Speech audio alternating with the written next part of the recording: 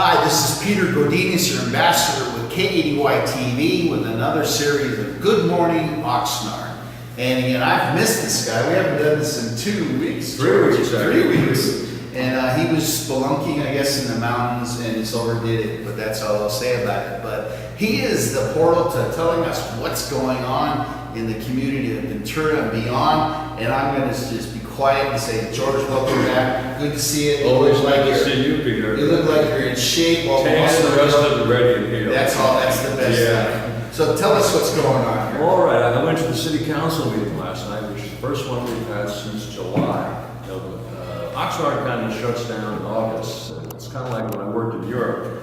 I used to go to Europe every month to work for clients in Germany and Portugal, and they would always tell me, "Don't come in August." I said, "Why not?" I said, "We're shut down. We're closed." And I thought they were exaggerating. So I came out on August. They really are literally shut down. The whole country of Portugal shuts down in August.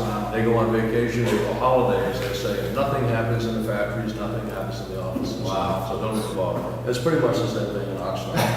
Vital services continue. All the layers of government just kind of disappear for a month. So they were back last night in force. And probably the biggest news is that Greg Nyhoff, our new city manager, has now been in office 100 days. 100 days. 100 days, and I think the wave is about to hit the shore. He's been very busy with the help of various staffers and people from the city council doing a complete review of the organization, the staff, the policies, and the procedures. And we're going to start to hear about it starting on the 23rd of September. That meeting, they'll be introducing a whole bunch of things, and they'll be having a special meeting on the 30th to continue that. He made us a bunch of promises, and his top priority is going to be on infrastructure. By infrastructure, I mean things like the water systems, the wastewater systems, and the roads. Those are the top 3 priorities. That's where most of the money gets spent in Oxnard. We have a $362 million budget, and all but about $118 million go on those infrastructure projects and various services.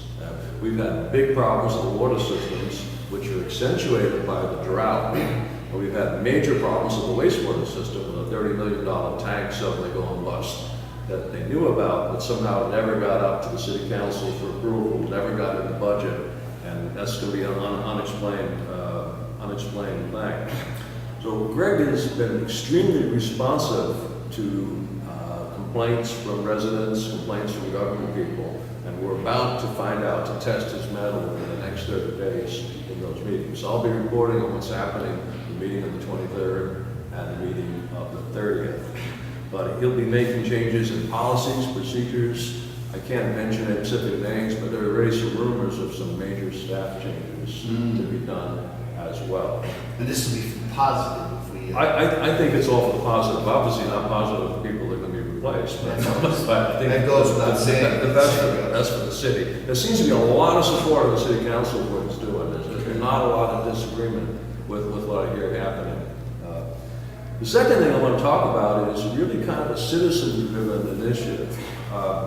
I've been watching city council meetings now for over a year since I took on the responsibility of reporting for Citizens Journal.us. I go to just about every city council meeting and some ancillary meetings. And what I've noticed, a recurring theme is every few weeks the citizens get up to complain about police procedures. I actually think we have a pretty good police department compared to most cities I've lived in the past, but it happens some really ugly incidents. Probably the most serious one was the killing of Alfonso Limon, which was supposedly an accidental killing, but it didn't have to happen, and it raised a lot of community awareness. And there were also a couple of other more marginal situations with people in police custody ended up dying or killed, and there's been a lot of citizens and complaints. Last night there were mothers of 3 boys that died because of police action, and they've all demanded action in the form of cameras to be carried on police officers, better lighting, better surveillance systems, better procedures, and some are even demanding a police review board, which has both good points and bad points. There will be a meeting at 5 o'clock or 5:30 tonight at the library to discuss this very subject. Unfortunately, most people watching this won't see this until after that because not everyone watches this real time. But even if you missed the meeting tonight, watch what's happening. There was a report in the Ventura County Star yesterday that referred to this whole situation. So that's something that's pretty high visibility. I used to live in New York City where there's a lot of conflict about police review boards, and I found out they're kind of good news and bad news. The good news is it provides more citizen accountability. The bad news is it gets used for the wrong way for political purposes, and sometimes actually impedes police protection.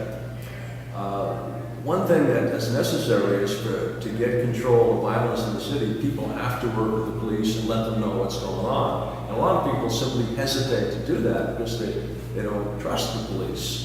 I personally never had a problem with the police, but I know people who have, and they tell me there are problems that have to be resolved. But I believe that our current police chief and the city council are committed to do something about it. But I've also noticed that when an incident happens, they're very reluctant to come out with information about the incident, mainly for legal purposes. There's normally legal action going on, there are investigations going on. If they talk about those things, that can pollute the investigation, it can hurt settlements, it can hurt negotiations. So they're very hesitant to talk about these incidents, but that very hesitance is perceived as a lack of transparency by the people too. So I will be at that meeting tonight and report on it next week and let you know what happens. The third thing is last night there was a review of our developmental debt. Some people might know that 3 years ago the state basically outlawed redevelopment agencies and forced all those agencies to disband. And Oxnard has a lot of redevelopment projects such as the $22 million movie theater, the golf course, the performing arts center and stuff like that. We owe one hell of a lot of money on that. So last night the city was asked to report on that. And frankly, I found the report to be incoherent. I couldn't tell what the hell they were talking about. They didn't mention the total amount. They didn't mention a definite total repayment schedule. They didn't mention our options. I just thought it was completely jumbled. I complained about it, Councilman Perrello complained about it, and also Steve Nash, a well-known community activist, complained about it. And our city manager, Greg Neithoff, assured that this would be rectified and we get better information in the future. But we owe $22 million just for the theater down the street alone. Really? And there's no way we're ever going to pay that theater off. The way it's structured, it's just too expensive. The theater doesn't do enough business. We're just never going to get our money back on it. We have major debt with the golf course. We have major debt with the Performing Arts Center. And a lot of these commitments were made probably ill-advisedly. They're not things that ever be financially viable. People have great ideas, but the great ideas never came to fruition. We need to be more careful about the types of commitments that the city makes in the future, and try to use private enterprise more. You know, why not use a private company to do the theater? Why do we need to pay for a new theater? Especially when there's a beautiful one up at the collection, which unfortunately is hurting the theater here. So those are just three things I wanted to talk about today to give you an idea of what's going on at the city government level, things that you need to pay attention to, and we'll give you more in future reports. No, I want to say just great job being able to follow your link and do this, be educated myself. And I got to remember, we got thousands of people watching this too as well. And maybe we can do a segment because I think what you do and what we do together collectively with KDY TV is so powerful. And the responsibility, we have to be able to present truth and be able to present it accurately, because we know there have been examples of media being taken advantage of where somebody presents something and it's not the truth, but it's the truth to the populations because it was in print or it was recorded.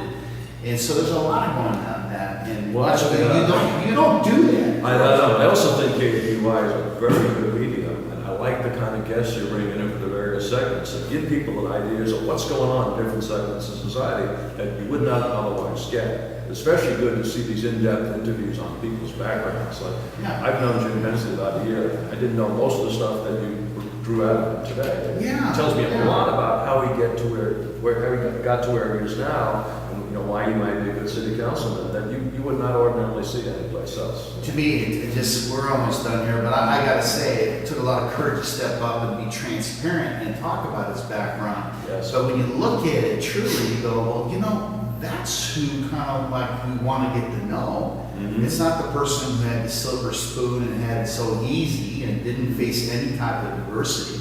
So I'm praising his profile and his abilities and not really or just promoting his political stance, but I agree that segment of Meet the Candidate is A1. I agree. You got to know the person to figure out how to act. Thank you very much. This is good. I congratulate you on that. Well, same back to you. And, last thing I think, I just wish there was a different term than investigative reporter, because I think what we're doing is we're like the check and balance, is to keep things accountable. And, we need to be accountable to ourselves to present the truth and get the truth out there. Yeah. And, by the way, we run all of the KADY news segments on citizensjournal.us and Citizens Journal Ventura County on Facebook. right. And if you're not there, you can go to the website, click it, be a member, and we're to go. You do a Thanks for great having me on job. this week. Always Take have care. it. Thanks for being with me. Okay. Peter Godinez, ambassador with the infamous George Milton from citizensjournal.com.